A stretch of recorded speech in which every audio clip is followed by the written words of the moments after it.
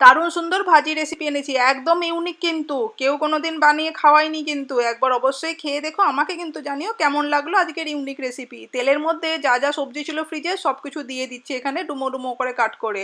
আলু, কুমড়ো দিয়ে দিয়েছি, ভিন্ডি, বেগুন, ব্রোকলি সব দিয়ে ভালো করে নেড়েচেড়ে একটু সেদ্ধ সয়াবিনটাও ভেজে তুলে নিলাম, দিয়ে দিলাম এখানে তেলের মধ্যে জিরে ফোড়ন, পেঁয়াজ, আদা, রসুনের পেস্ট, দিয়ে দিচ্ছি যাবতীয় ড্রাই স্পাইসেস, ওই নুন, হলুদ, লাল লঙ্কার গুঁড়ো, চিনি, ধনে গুঁড়ো, জিরে গুঁড়ো সব দিয়ে ভালো করে কষিয়ে নিয়ে দিয়ে দিলাম মুসুর ডাল বাটা, ইউনিক না তাই জন্যেই তো।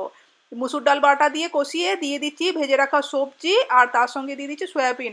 ও হ্যাঁ, কুন্দলিও দিয়েছিলাম আর বেগুনও দিয়েছিলাম, বলতে ভুলে গেছি। সবকিছু দিয়ে ভালো করে মিক্স করে নিচ্ছি, দিয়ে দিচ্ছি পরিমাণ মতন জল। জলটা একটুখানি কিন্তু কমই দিতে হবে যাতে সবজিটা সেদ্ধ হয় সেই মতনই।